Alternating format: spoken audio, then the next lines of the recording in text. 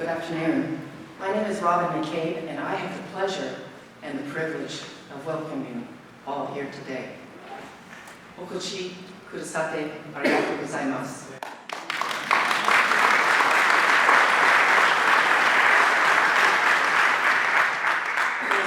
素晴らしい時間を過ごしてください。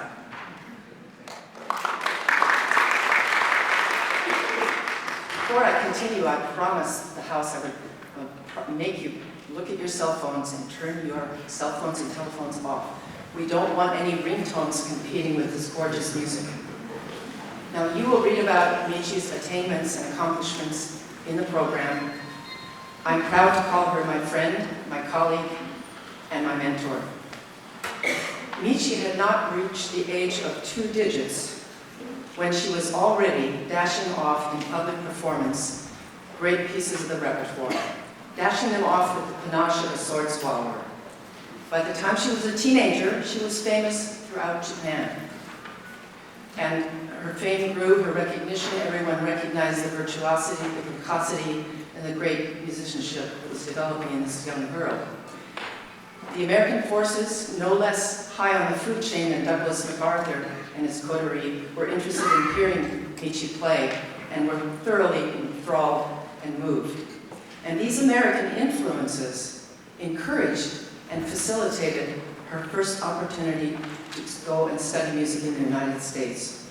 Now think of this, a young Japanese girl alone with no English.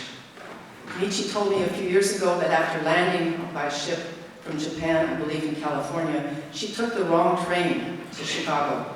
That had to be an adventure in itself. Fortitude, courage, grit, I think her journey personifies it.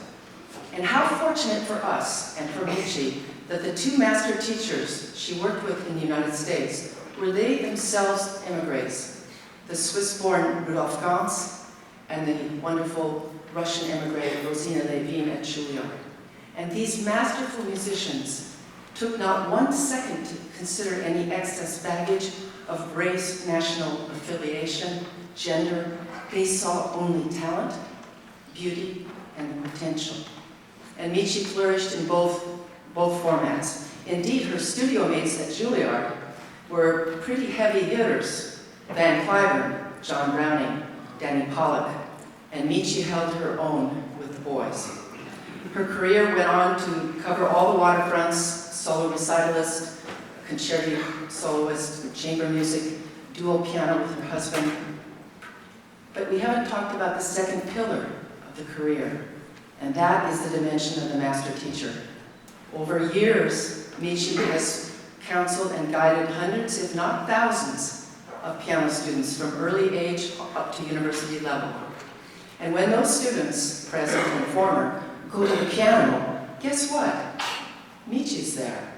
A little voice in the head, a little reminder of a phrase, a syllable, a jest. Hey, you played that passage too fast. I'm going to give you a speeding ticket. Or, why are you beating on the piano so much? I'm going to have to call a chiropractor.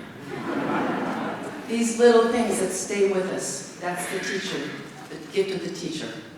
So I leave you with a little adage I've become very fond of. The American historian Henry Adams is writing about his education at Harvard.